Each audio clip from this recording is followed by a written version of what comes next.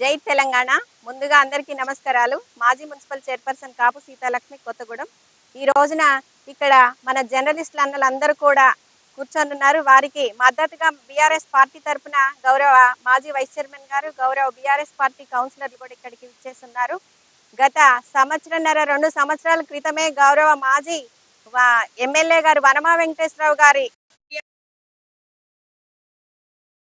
వారికి నివాసం ఏర్పాటు చేసుకునేటందుకు 10 ఎకరాల భూమిని ఇక్కడ మనం మ్యాగజైన్ లో ఇవ్వడం జరిగింది. బీఆర్ఎస్ ప్రభుత్వం ఉండగా కేసీఆర్ గారు కలెక్టరేట్ కి ఓపెనింగ్ వచ్చినప్పుడు కూడా జర్నలిస్టులకు ఖచ్చితంగా 10 ఎకరాల ప్లేస్ ఇమీడియట్లీ దాన్ని తీర్మానాలు చేసి ఇవ్వాలని గౌరవ కలెక్టర్స్ అప్పుడు ఉన్నటువంటి గౌరవ కలెక్టర్ అనుదీప్ గారికి కూడా చెప్పడం జరిగింది. అవన్నీ కూడా చేయటం కూడా జరిగింది. అనుదీప్ గారు కూడా మాకు చెప్పి 10 ఎకరాల ప్లేస్ మీరు గౌరవ కౌన్సిల్ అందరూ కూడా ఏకగ్రీవ తీర్మానం చేసి జర్నలిస్టులకు 10 ఎకరాల భూమిని మ్యాగజైన్ దగ్గర ఇవ్వమని చెప్పడంతో మేము టేబుల్ ఎజెండా కింద పెట్టి దాన్ని 10 ఎకరాల భూమిని వారికి అలాట్ చేయటం కూడా జరిగింది. కానీ ఆ తర్వాత ఇప్పుడు ముఖ్యమంత్రి వర్యులు రేవంత్ రెడ్డి గారు అసలు జర్నలిస్టులను పట్టించుకునేదే లేదు. మాటలైతే పెద్దవి చెప్తా ఉన్నాడు కానీ ఏది కూడా చేసుడే లేదు.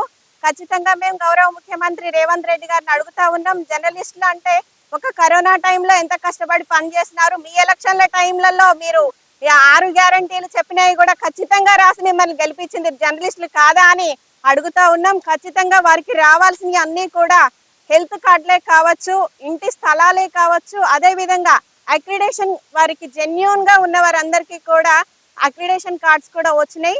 వారందరికీ కూడా ఖచ్చితంగా ఈ కొత్తగూడెం నియోజకవర్గంలో ఉన్నటువంటి శాసనసభ్యులు కూనంనేని సాంబశివరావు గారు కూడా దీనిపై ఖచ్చితంగా ప్రత్యేకమైన దృష్టి పెట్టి వారికి రావాల్సినటువంటి ఇళ్ల జాగాలు ఖచ్చితంగా ఇప్పించాలని చెప్పి గౌరవప్రదంగా వారిని బీఆర్ఎస్ పార్టీ తరఫున అడుగుతా ఉన్నాము. ఎందుకంటే ఈ రోజున మనము చేసేటటువంటి పనిని వాళ్ళు ఇంటి మొత్తం కుటుంబాన్ని వదిలిపెట్టుకొని రోడ్ల మీదకి వచ్చి మనం చేసినటువంటిది ఇచ్చినప్పుడు వారికి చెందవలసింది తీర్మానాలు అయినప్పటికీ కూడా వారికి ఎందుకు ఇవ్వటంలో ఎందుకు ఇది గోప్యంగా ఉంచుతున్నారు, ఎందుకు ఇట్లా చేస్తా ఉన్నారని నేనైతే ఖచ్చితంగా ప్రభుత్వాన్ని అడుగుతా ఉన్నాను. వీరికి జర్నలిస్ట్ తరఫున మేమందరం కూడా బీఆర్ఎస్ పార్టీ తరఫున వారికి ఖచ్చితంగా మద్దతు తెలియజేస్తాం. వారు ఎక్కడికి పిలుపునిచ్చినా కూడా మేము కూడా రావడానికి సిద్ధంగా ఉన్నామని తెలియపరుస్తా ఉన్నాం. ఎందుకంటే